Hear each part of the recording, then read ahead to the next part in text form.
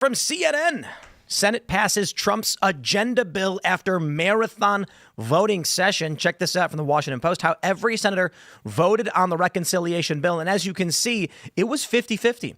J.D. Vance traveled down to cast the tie-breaking vote. WAPO says Senate narrowly passed the budget reconciliation bill on Tuesday, with J.D. Vance casting the tie-breaking vote. 3 Republicans, Rand Paul, Tom Tillis, and Susan Collins, voted against the bill.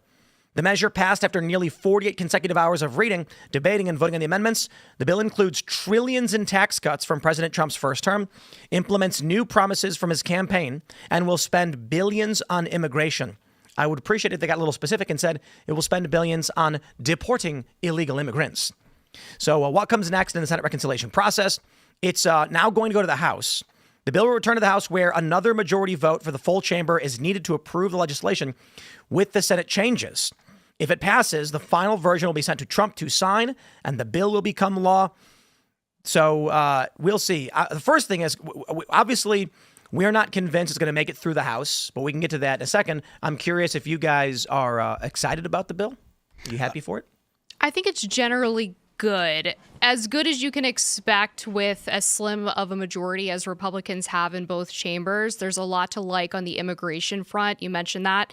$175 billion towards immigration enforcement and border security through 2029, which includes $29.85 billion for ICE to hire 8,500 new enforcement officers and expand deportation operations, along with $45 billion to increase ICE detention capacity with more adult and family residential center beds. Also $46.55 billion for border wall construction. Wow. I think the immigration aspect is the strongest part of this bill.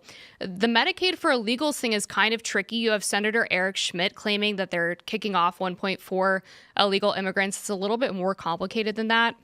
Basically how they structured it, because the complete removal was killed by the Senate parliamentarian under the Byrd rule.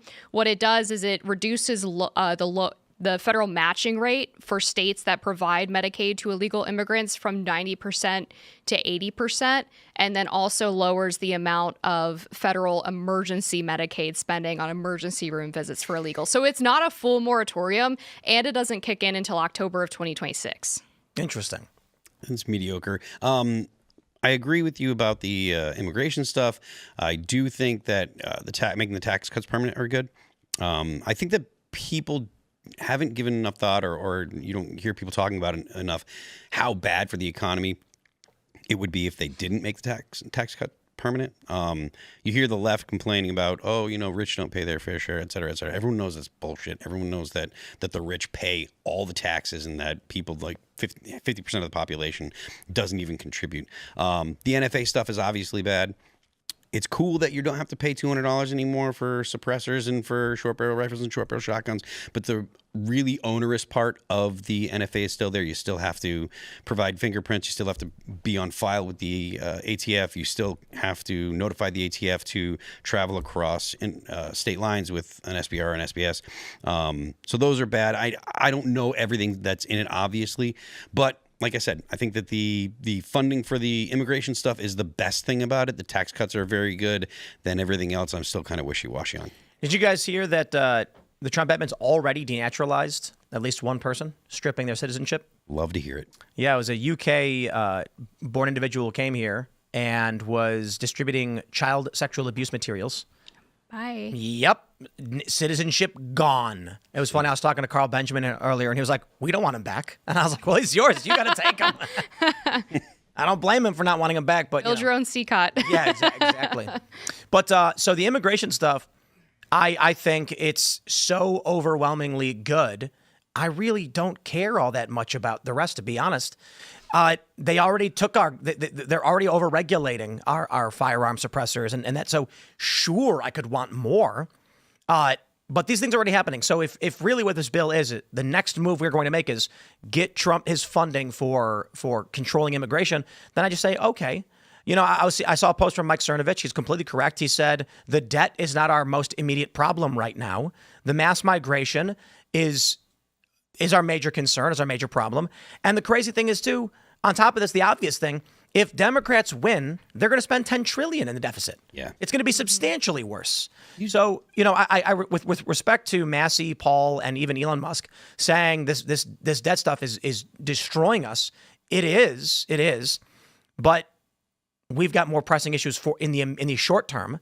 If we can solve these short-term issues, we can pull out of the tailspin and start correcting these in the long term. So this one big, beautiful bill is the Trump agenda manifested into a bill. So if you trust what Trump has to say in this bill, and you believe that he had when he won the election, and he had a mandate when he won the election, then I think you should be supporting this bill. It came down to a 50-51 vote. The three holdouts was one, Susan Collins from Maine. She likes to vote as a centrist because it plays well to her audience over there. Then also Republican Senator Tom Tillis from North Carolina, one of the guys who voted no, is more of a moderate. In his speech complaining about why he didn't vote for the bill, he was really upset about the Medicare cuts, and he said it would end up knocking something like 600,000 people in his state off Medicare, off of Medicare as a result of these cuts. I think they put in some necessary work provisions, and that Medicare needs to have some changes made to it, some reforms made to it, if we want to see it as a long-term, program that the government is going to be able to maintain, that's going to be able to stay tenable. And then, of course, there is the Libertarian grandstanders who voted against the bill, and that is Senator Rand Paul. I think that we need to have a serious conversation about what the goals of these libertarians really are. They need to swallow their pride and vote for Trump's one big, beautiful bill. As you guys were saying, the debt is an issue in our country, but it is far from the number one issue.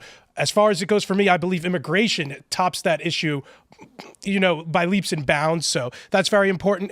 And then they had to give Lisa Murkowski a bunch of sweeteners to get her to vote yes from Alaska. So if Rand Paul wanted to be able to influence this bill and cut $100 billion from it, which they increased to give to Lisa Murkowski, maybe he should have voted to support Trump's bill. Who do you hate more? Do you hate Democrats more or libertarians? Well, No, that's a tough question. No, and I'll give you an honest Libertarian response. Elaad? It's hard to give you like a definitive answer there because as far as I'm concerned, the libertarians are voting with the Democrats here. Massey is voting against the Trump agenda. Rand Paul is voting against the Trump agenda. These are loser grandstanders, according to Donald Trump. Okay, well, let me actually half agree with a lot on this one. I actually think Massey's great. I think Rand Paul is great. Rand Paul said he would not kill the bill. If it came down to it and he had to vote for it, he would. He didn't because J.D. Vance broke the tie. So Rand Paul said this to me. I don't believe he would have let it tank. So I think he's publicly saying, I don't need to vote for it. I don't like it. I'm not going to. Massey's staunchly like, nah. I half jokingly asked him, what if they slipped in, repeal the entire NFA in there? And then he started laughing like, how are you going to not vote for it then? He told me that he would vote for the bill if they split it into two bills, where one of them was Trump's priorities and the tax cuts, and the other bill was everything else. He said he might support that. Wow.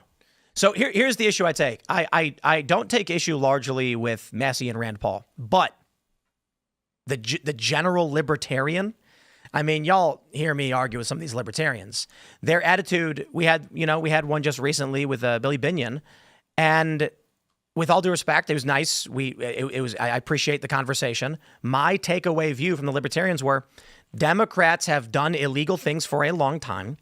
You cannot rectify or get accountability for those things because we don't want to go that far. So the bad things are currently happening. They already happened. They're going to happen again. But don't you dare do anything because that means you're going to add to the happenings. That's the problem with libertarians is they're like, well, we shouldn't do this and we're so principled and et cetera, which is it's fine to be like, to have those opinions. But when it comes down to it, at the end of the day, power is a zero-sum game.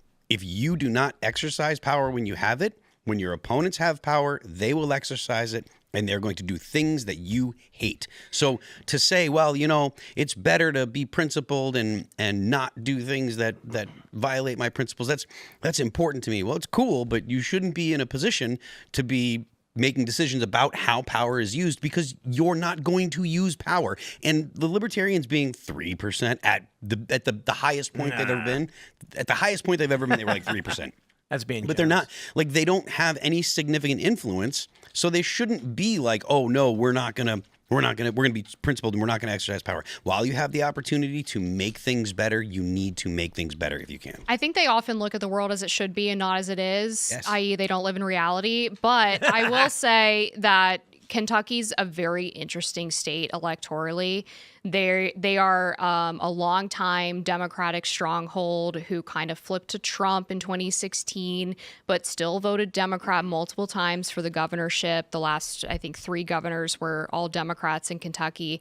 They're kind of maverick voters, and they like Thomas Massie. So even though this MAGA PAC and AIPAC are going after him hard, unless they find truly the perfect candidate, he's not going anywhere. AIPAC's been going after Thomas Massie since 2012.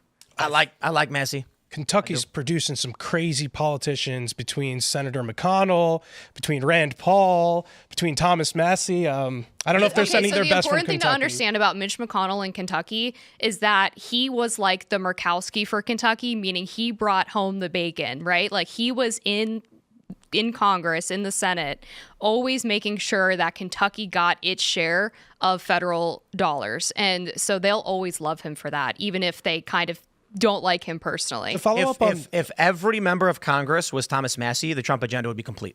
It would be a finger snapped and we're good to go. It is all of these politicians that demand special deals. You've got Susan Collins right here, and her opposition says, "I'm pleased the bill contains a special fund that I propose to provide some assistance to our rural hospitals, but it's not sufficient to offset the other changes in the Medicaid system." Let me just simplify what she's saying. My state deserves special sweetheart provisions if I'm going to agree to what you want. Yeah. If every politician just said we shouldn't be spending this money, we should focus on the agenda to make America better, then let's roll. Fine, we'd be good. But then they'd lose to the politicians who would say that I will get our state better deals. Yes, my point is quite literally, if politicians had integrity and actually were standing on principle, like Thomas Massie does and Rand Paul, Trump would get everything he wants without issue. The problems would all be solved. The problem is most politicians are going to pander, lie, cheat, and steal. They're to some degree going to be commies. Zoran Mamdani is just, he's Susan Collins times 10.